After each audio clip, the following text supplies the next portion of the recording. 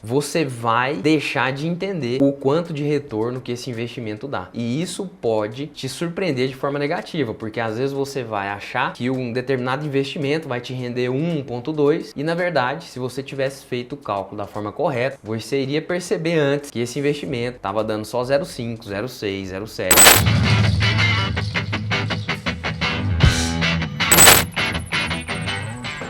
Fala aí, investidor, investidora, seja muito bem-vindo a mais esse vídeo. Eu me chamo Murilo Dias e sou investidor imobiliário. Nesse vídeo, nós vamos ver por que você precisa fazer um estudo de viabilidade antes de tomar a decisão de investir em um imóvel ou não. É muito importante. Estudo de viabilidade não é só para as construtoras e incorporadoras que vão fazer os empreendimentos. Estudo de viabilidade, ele se faz necessário para o investidor também. E a gente não pode aqui fazer um estudo de viabilidade também. Muitas pessoas dizem estudo de viabilidade no papel de pão, né? Faz de qualquer jeito. Tem que ser considerado todas as variáveis de receita, fazer um estudo de mercado, fazer um estudo de demanda, projetar tudo isso aí, jogar e analisar. Se você deixa passar algum valor que você investiu ou na questão da operação, aqui a gente está falando no caso do imóvel de temporada, você vai deixar de entender o quanto de retorno que esse investimento dá. E isso pode te surpreender de forma negativa, porque às vezes você vai achar que um determinado investimento vai te render 1,2 e na verdade, se você tivesse feito o cálculo da forma correta, você iria perceber antes que esse investimento estava dando só 0,5, 0,6, 0,7. Conheço muitos amigos que não fazem e compram assim na sorte e acham que vai dar tudo certo. E não é assim. Então nesse vídeo nós vamos entrar nesse assunto e eu vou te passar aqui tudo que deve ser analisado de receita, de despesa,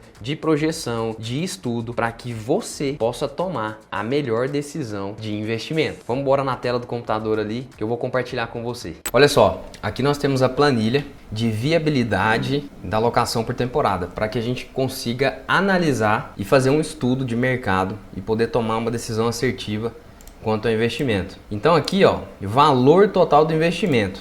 Aqui nós temos o valor pago pelo imóvel, reforma se foi feita. Normalmente os imóveis novos que as pessoas recebem das construtoras precisa fazer o acabamento, precisa colocar a parte de pedras, precisa ser aperfeiçoada. Então tem uma série de intervenções que faz para preparar esse imóvel para alocação por temporada. E além dessa intervenção de acabamentos ou um imóvel usado que seja reformado para atualizar ele, para deixar mais moderno, também tem a decoração, tem a parte de mobília, tem a parte de eletrodomésticos, utensílios, equipamentos, tudo que você gastou nesse imóvel para deixar ele pronto para temporada, para alugar por temporada, você tem que considerar no valor total investido. Inclusive documentação, registro, ITBI. Então pega tudo, junta e chega no valor. Então, por exemplo, aqui o valor total investido, nesse exemplo aqui, que é um caso real, nós chegamos foi de 380 mil reais. Aí você vai levantar o valor médio da diária cobrada, ou seja, qual valor está sendo praticado para imóveis parecidos com esse que você está querendo investir, que estão sendo cobrado a preço de diária no entorno. Então qual que é a média? Tem de 300, tem de 270, tem de 290. Então você vai fazer um estudo de mercado do entorno, comparando imóveis parecidos com esse que você vai trazer a mercado. Então você vai chegar numa precificação média de diária, e aí você vai colocar 280 aqui no caso. Taxa de ocupação média mensal. Qual que é a taxa de ocupação média do entorno, da onde você pretende investir? Com essa informação você pode até olhar os calendários dos imóveis parecidos com o que você está querendo ofertar, para você ver como que está a ocupação desse calendário, se tem bastante dias que estão vagos, se tem bastante dias que estão ocupados. Você pode conversar com proprietários desse tipo de imóvel, você pode ligar para quem faz gestão desse tipo de imóvel e perguntar, falar, eu tenho um para gerenciar, qual que tem sido a taxa de ocupação média? Uma taxa de ocupação média relativamente boa, com uma visão otimista, seria 85%. Baseado no preço da diária média, nós vamos ter o valor do faturamento bruto estimado, que é o quê?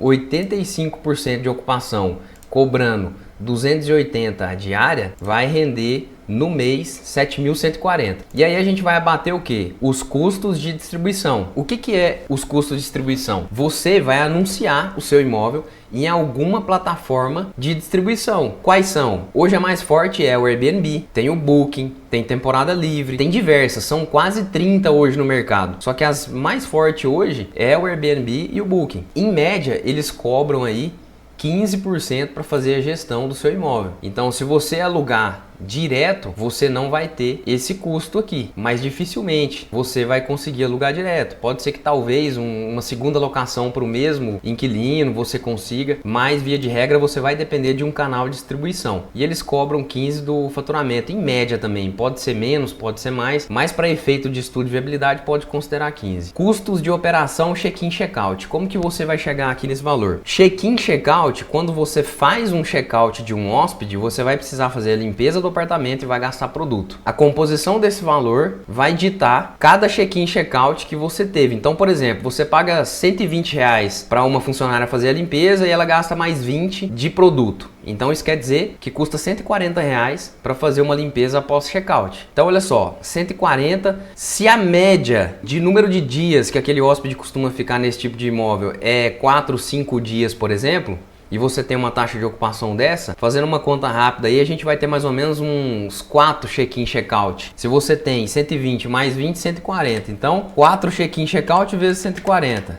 Então, é o custo que você tem de limpeza e material. E aí, depois aqui, taxa de administração. Ou seja, se você não quer o trabalho de cuidar, de atender o hóspede, de cuidar das reservas, de cuidar da limpeza, né, de chamar o profissional da limpeza, comprar os materiais e fazer essa gestão de administração, você pode contratar uma administradora profissional. Mais ou menos aí, em média, eles costumam cobrar 15% do valor. Então vamos supor, se tivesse cobrando aqui os 15%, você destinaria mais R$826 aí. Agora você fala assim, não, eu vou fazer a própria gestão e vou embolsar esse valor que eu iria pagar para uma administradora profissional. Você pode optar também. Depois de feito essas deduções aqui do custo das plataformas de distribuição, custo check-in, check-out e se tem ou não a taxa de administração, ela vem depois aqui, porque normalmente as administradoras pegam o faturamento bruto, abate os custos de distribuição, abate os check-in, check-out e aí aplica os 15 em cima.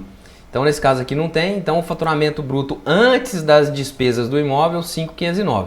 Depois você tem que considerar os custos das despesas do imóvel, que são aqui, ó, condomínio, IPTU, internet, água, energia, gás, manutenções. Todos esses valores aqui, para alugar por temporada, quem assume esses valores é você, como investidor. Então você paga tudo isso, porque o hóspede ele paga o valor da diária, mas tudo isso aqui já está incluso. Ele não paga a parte, então você assume todas essas contas e cobra um preço de diária. Então você tem que considerar todas essas despesas aqui para que você consiga saber o valor que vai sobrar. E além desses valores aqui, você deve prever também um fundo de reserva, porque muitos investidores deixam passar isso aqui.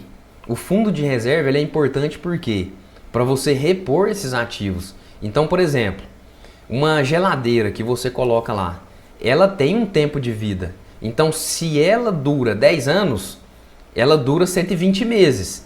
Se ela custou, por exemplo, R$2.000, você vai ter um custo. Concorda? Então, por exemplo, ó, se ela custou R$2.000 e dura 120 meses, ela te custa R$16,66 por mês. Então, você vai fazer o quê? Faz um rol aqui, ó, e você pode considerar todos os itens. Né? Aqui tem reforma, repintura, que você vai fazer ela um anual, enxoval, utensílios de cozinha, os móveis, eletrodomésticos. Você pode montar uma projeção aqui do que você gasta para você chegar numa estimativa de valor. Via de regra, 5% que você reter aqui, você já consegue fazer a reposição desses ativos. Você vai formando um fundo. Então, por exemplo, chegou daqui 9 anos, por exemplo, você precisa trocar a geladeira, você tem um fundo de reserva lá, você não precisa ser impactado por esse custo no mês, você tem um fundo. Mas assim, muitas pessoas preferem não considerar isso aqui, não depositar esse dinheiro à parte. Quando chegar o momento, ele desembolsa e faz. Mas para efeito de estudo de viabilidade, deve ser considerado essa linha também. Então a gente costuma considerar aqui 5% do faturamento. Então aqui 275 seria para repor esses ativos que vão, com o tempo de uso, eles vão, vamos dizer assim, depreciar, né? eles vão serem substituídos posteriormente. E aí tem aqui também despesas de financiamento, caso você for aderir um financiamento ou empréstimo, né? Você pode estar abatendo aqui também. Mas para efeito de cálculo do retorno, basta abater essas despesas aqui, que você já vai chegar no valor da renda líquida. Então, nesse caso aqui, a renda líquida foi de R$ 4.203,55. Isso equivale a um retorno de 1,11 ao mês. Você investiu o total de R$ 380 mil nesse imóvel, considerando todas as despesas, custo do apartamento, decoração, reforma, mobília, utensílios de cozinha, eletrodoméstico, ar-condicionado, tudo para deixar pronto para alugar. E você teve na última linha, depois de tudo aqui, os custos de operações, R$ 4.203,55. Isso equivale a um retorno mensal de 1,11. Você fazendo o estudo dessa forma, você consegue ter o valor do seu retorno. Muitos investidores acabam deixando passar algumas dessas despesas aqui na hora de projetar a questão da operação do imóvel. Às vezes considera aqui, ó, no valor do investimento só o valor que ele está pagando no imóvel, esquece de incluir aqui documentação, ITBI, registro. Isso tudo tem que ser incluído no valor total investido. Porque olha só, imagina se 380 fosse só o valor que eu estou pagando pelo estúdio. Estou comprando um estúdio por 380 mil. Aí eu estou achando que é 380, vou fazer a conta e está dando um retorno aqui de 1,11. Mas na verdade, eu vou gastar 380 com o estúdio, mais 70 mil para poder fazer as reformas e as mobílias, já foi para 450. E mais 20 mil de documentação. Então seria 470 mil que de fato estarei desembolsando nesse investimento. Olha só o meu retorno para onde vai, 0,89. Então olha só, de 1,1 ele veio para 0,89. Agora imagina que eu estimei, aqui a diária 280, mas na verdade onde essa demanda está concentrada, a diária costuma ser 200. Olha só, meu retorno já veio para 0,54. Então, ó, dependendo de como for aqui o valor total investido, o valor da diária, o valor das despesas, você vai sinalizar o quê? Espera aí, eu vou ter 0,54 para montar uma operação de aluguel por temporada, sendo que eu posso investir em um outro investimento, que eu apenas coloco o dinheiro lá e depois ele vai me render sem risco, sem trabalho, sem nada. Ele me rende 0,6, por exemplo, já está rendendo mais. Então, por isso que tem que ser feito o estudo de viabilidade para chegar nesses valores e perceber se de fato esse imóvel está deixando na última linha um retorno que você deseja obter. Se você quer 1%, então precisa fazer esse cálculo aqui e verificar se de fato está deixando 1%. Esse estudo de viabilidade é de extrema importância, sem deixar para trás nenhum tipo de custo de operação, nenhum tipo aqui de despesa do valor total investido, para que você consiga realmente chegar no valor que o imóvel está deixando de retorno. Tá aí, investidor? Espero que esse exemplo de estudo de viabilidade possa te ajudar a tomar a melhor decisão na hora de investir em imóveis de temporada. Não deixa passar nada. Custos de operação, o valor total que você investiu, porque só assim você vai ter uma linha ali de retorno que de fato corresponde à realidade, para você não ser surpreendido